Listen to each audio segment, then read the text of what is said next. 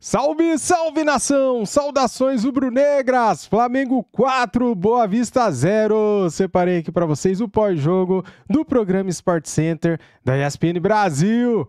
Cara, que jogo, hein? Quero falar bastante deste jogo depois das análises dos caras aqui da ESPN Brasil. Então já deixa o like, se inscreva aqui no nosso canal e ative o sininho. As imagens são da ESPN Brasil, Grupo Disney, link na descrição como créditos. No final eu quero elogiar o nosso Flamengo aqui, que fez a melhor partida do ano até aqui, galera. Vamos lá, simbora! Voltou a ser líder do Campeonato Carioca nesta terça-feira. 4-0 para cima do Boa Vista. Vamos aos lances no Maracanã. E era um começo arrasador do Flamengo, né? Ó o Luiz Araújo. Muita gente falava isso quando ele chegou ao Flamengo, né? Não, ele é aquele cara que joga na direita, mas traz para dentro para chutar. Pois aí marcou o primeiro gol dele neste ano. Toque do De La Cruz pro Luiz Araújo, 1-0. Aí aos 12, já o segundo, Cebolinha. Uma grande jogada do Cebolinha ali na esquerda. O Pedro vai lá no alto para ampliar. 2-0. Quer dizer, 12 minutos já estava 2-0. Aí o Flamengo perdeu alguns gols, a gente vai falar sobre isso. O Pedro, em especial, perdeu alguns gols. Nesse bate-rebate aí, a bola sobra para o Arrascaeta e ele faz bonito. 25 do segundo tempo, 3-0. Um chute meio Ibrahimovic, ele levanta uma perna e chuta para outra. E aos 38, mais um do uruguaio, mais um do Arrascaeta.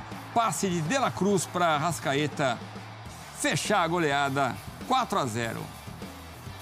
O Flamengo com o mesmo número de pontos do Fluminense, mas vai liderando o campeonato nos critérios de desempate. Então, tá aí. Posse de bola, 61% contra 39% do Boa Vista. Passes certos, 583, 282.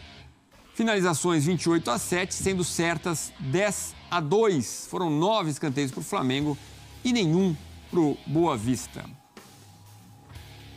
Então, Elton, conta, você já fez uma introdução de que teria restrições, mas a gente vai antes do Elton Serra, vamos com o Pedro Henrique Torre falando ao vivo do Maracanã. Cadê o Pedro? Alô, Pedro? Ah, é o Pedro, jogador, falando ao vivo com o Pedro Henrique Torre. Vamos ouvi-lo. Feliz aqui dentro do Flamengo, né? Isso eu deixo bem claro em todas as entrevistas, né? Mas hoje, claro que individualmente falando, eu sei que não foi a minha melhor noite, né? Se eu tivesse na melhor noite, eu faria 3, 4 gols ali. Mas não vai ser sempre que a gente vai estar no melhor dia, né? Hoje eu reconheço isso. Não só eu, mas ali todos, né? No ataque poderíamos ter feito mais gols ali, né? Criamos muitas oportunidades de gols. Mas fico feliz pelo desempenho que a gente teve, né, num conjunto, num coletivo. A gente sabe que a gente teve um bom jogo, tanto defensivamente, na pressão, tanto ofensivamente, criando muitas oportunidades de gols. Mas como eu sempre falo, é crescer, evoluir para no próximo jogo, nos próximos jogos, né, ser mais eficientes ali no ataque. Mas é um Tem que treinar pênalti, hein, Pedro? Curioso, não sei se essa é a melhor palavra. Não aconteceu só hoje, aconteceu também no clássico contra o Botafogo. E tem muito uma relação com a entrada do Gabriel e a sua saída, essa coisa do torcedor um pouco dividido. É um excelente momento seu sob o comando do Tite e já vem assim desde o ano passado com os seus números. Como é que é para você administrar um pouco isso e lidar com essa coisa passional da torcida? Porque não é uma vaia por um pênalti perdido ou um gol perdido, como você disse, talvez não tenha sido sua melhor atuação, mas você está num momento sólido no Flamengo. Como é que você lida com isso? Como sempre, né? A pressão no Flamengo, como eu falei, sempre existiu, né? Não só no Flamengo, mas na minha carreira eu sempre tive pressão, né? Desde quando eu tentei ser jogador, mas isso não me abala, pelo contrário, me dá mais força ainda para querer dar o meu melhor a cada jogo, como eu sempre faço. E em relação ao Gabi, eu acho que a gente sempre, né, se deu muito bem, a gente conquistou grandes coisas juntos também, um lado um do outro.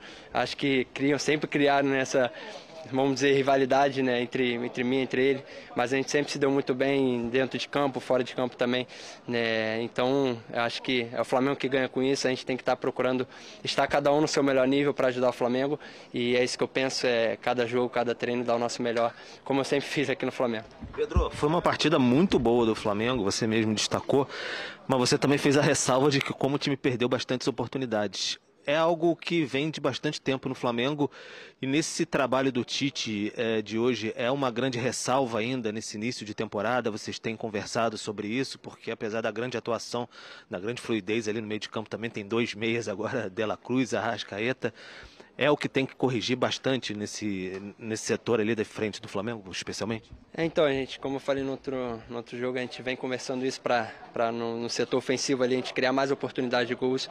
Né? No último jogo a gente criamos muitas oportunidades nesse também. Então espero que a gente possa continuar nessa pegada, né? Não só ofensivamente, mas defensivamente a gente não vem tomando gols também. Isso é bom, né, para a consistência do time.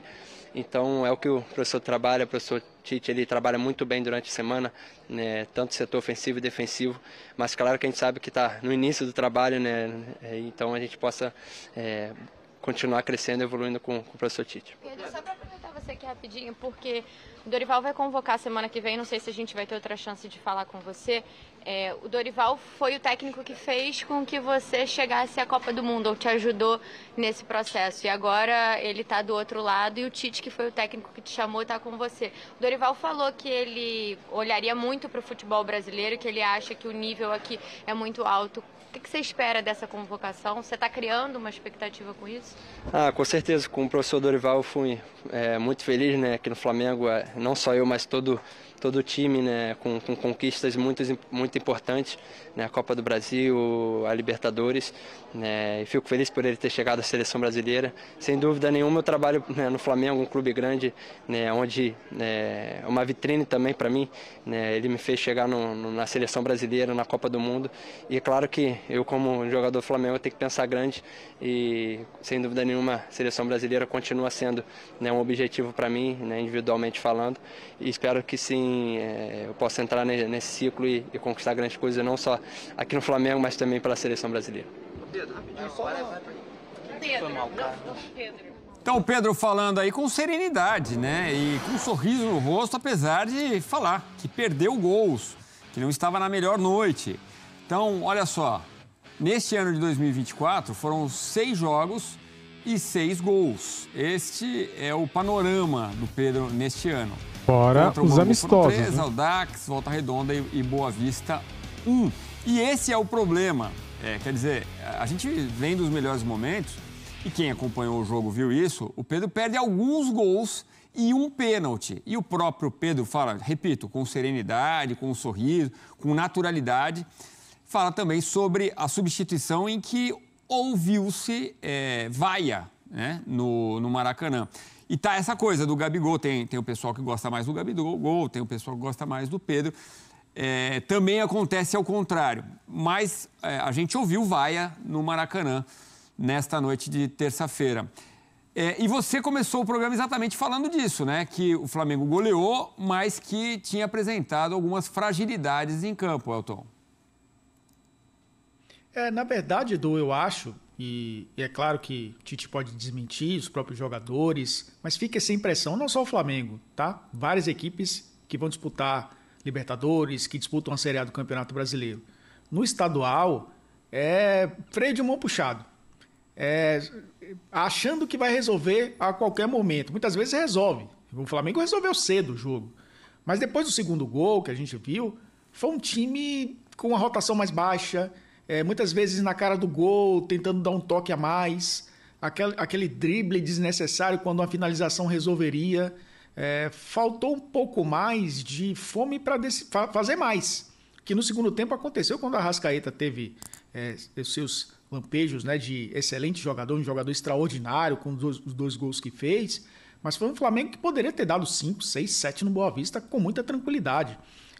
A gente vê fragilidade nessas equipes, né? No jogo contra o Vasco, a gente lembra, né, Edu, um jogador saiu com uma fratura na tíbia, né, por conta ali de um choque. Hoje o jogador se eu não me engano foi o Christopher, né, se eu não estou enganado, que acabou saindo lesionado por conta de... na queda numa dividida, ele acabou torcendo o joelho. São equipes frágeis nesse sentido também, fisicamente, né? As grandes equipes atropelam na questão física, principalmente no início de temporada, né? Que estão mais frescos, estão sem ritmo, mas estão voltando de férias, estão adquirindo ritmo, mas estão descansados. Então, a gente percebe que a superioridade é muito grande. E isso acabou não se refletindo durante boa parte do jogo. Eu acho que é lógico que o Flamengo, quando subir o nível, o patamar técnico dos adversários, vai jogar numa intensidade maior.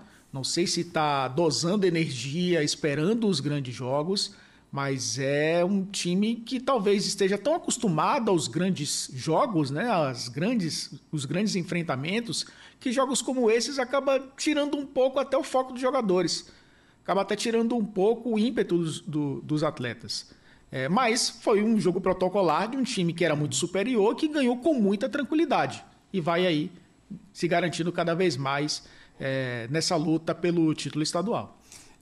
Foi realmente uma contusão muito feia, muito séria do Matheus Alessandro, né? Aos 16 do primeiro tempo, o Eric Flores entra no lugar dele. É uma cena bem forte no Maracanã.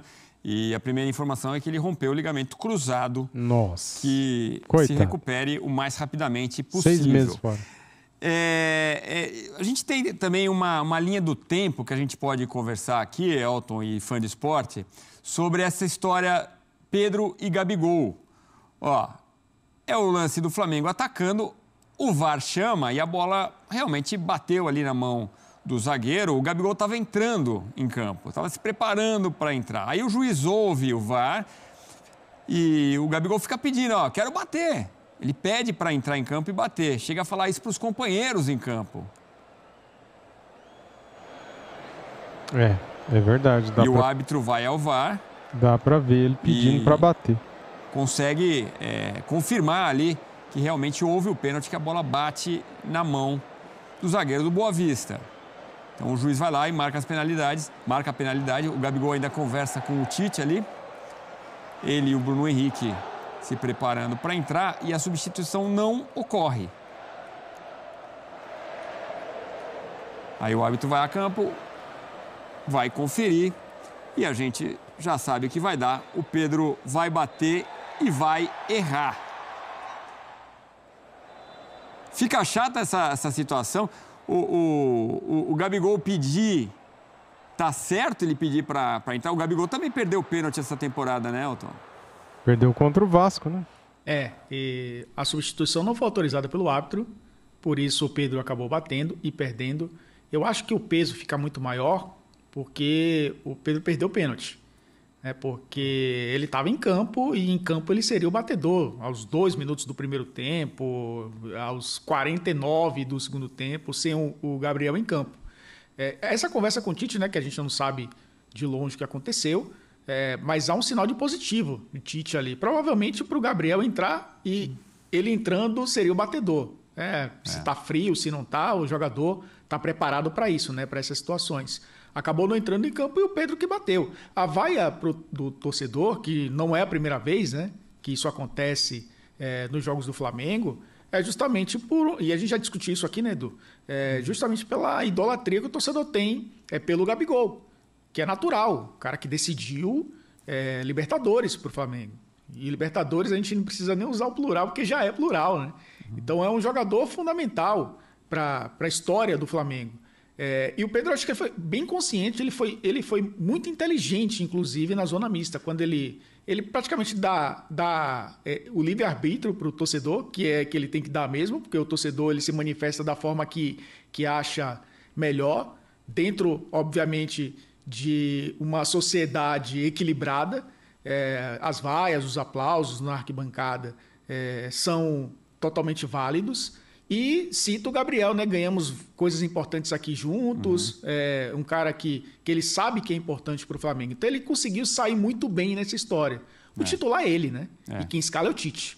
Eu acho que essa briga não é entre os dois. Sim. E já começou falando dos erros, com naturalidade, já admitindo que não foi uma noite excelente. Foi uma boa colocação do Pedro mesmo. Vamos ouvir o técnico. Tá aí, galera, melhor jogo do Flamengo na temporada, cara. O primeiro tempo poderia ter ficado 5-0, na moral, né, cara? Eu poderia muito bem aqui criticar o Pedro, cara, porque como torcedor, eu acho que o Pedro hoje, ele, além de perder o pênalti, ele deixou de passar a bola para o Arrascaeta, por exemplo, né? O Arrascaeta estava sozinho abrindo pela direita, ele pegou a bola e chutou. Se ele passa a bola para o Arrascaeta, seria mais um gol do Flamengo. O Pedro tá muito fominha, cara. Ele não passa a bola para o companheiro. Então, assim, se ele fosse mais solidário, o ataque do Flamengo poderia ser melhor, né? É bom o ataque do Flamengo, só que poderia ser melhor. Cara, o Pedro perdeu 2 gols feitos, cara.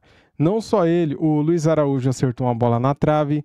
O Luiz Araújo, ele chutou em cima da defesa, né? O cara tirou em cima da linha ali, da linha do gol. Cara, o Flamengo fez o melhor jogo do ano até aqui.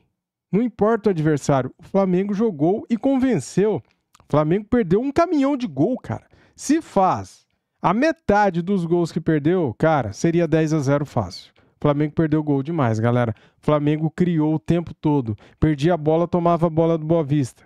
Uma recuperação de bola frenética. Uma recuperação de bola pontual. O Flamengo ficava com a bola o tempo todo. Deu dó do Boa Vista. O Flamengo amassou o Boa Vista. Jogou muita bola. O Arrascaeta, no segundo tempo, resolveu jogar e destruiu de vez o Boa Vista, né? Jogou muito, né, cara? Que golaço. 2 golaços, né, cara? O Arrascaeta fez o terceiro gol do Flamengo, um golaço, né? De voleio, né? Um Karate Kid ali. Um Ibrahimovic, né? Um estilo Ibrahimovic. O terceiro gol, o quarto gol também, bonito pra caramba.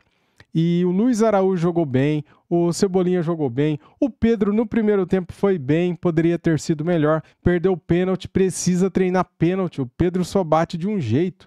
Flamengo, o Tite tem que cobrar o ataque do Flamengo, os meias e os atacantes, cara, para treinarem pênalti. Cara, tinha ali o De La Cruz em campo, tinha um Arrascaeta, tinha um Cebolinha. Por que que o Pedro tem que pegar a bola e bater só porque ele é o 9? Não, cara.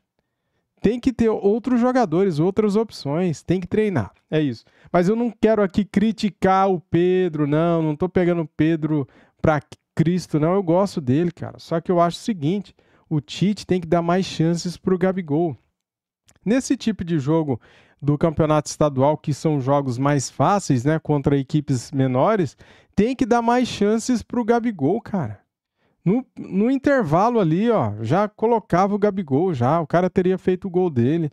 Pelo menos ele perdeu o pênalti também contra o Vasco, mas não é sempre que isso acontece, né? O aproveitamento do Gabigol é muito alto, então ele tem aí, ele tem créditos, né, com a torcida, né? É isso. O que eu posso dizer, galera? O Igor Jesus jogou bem pra caramba, né? O Gerson nem fez falta. Coitado, o Gerson tá doente, vai voltar. Tomara que volte logo, hein, Gerson. Cara, eu tô preocupado, hein? Será que o Eric Pulgar também está com dengue? Porque os sintomas são de dengue, né, cara? A mesma coisa aconteceu com o Alan, né? E agora o Gerson, 3 volantes, galera, fora. E contra o Fluminense, como que vai ser? É domingo às 4 da tarde, né? Fluminense que joga quinta-feira pela Recopa Sul-Americana contra a LDU fora de casa. É um jogo bom aí pra gente prestar atenção. Muito bem, eu acho que eu já falei muito, né, cara? O Flamengo hoje fez, pra mim, na minha opinião, a melhor partida do ano até aqui. E você, o que você acha? Comente, fique à vontade, deixe a sua opinião aqui no vídeo. Saudações rubro-negras. Fui!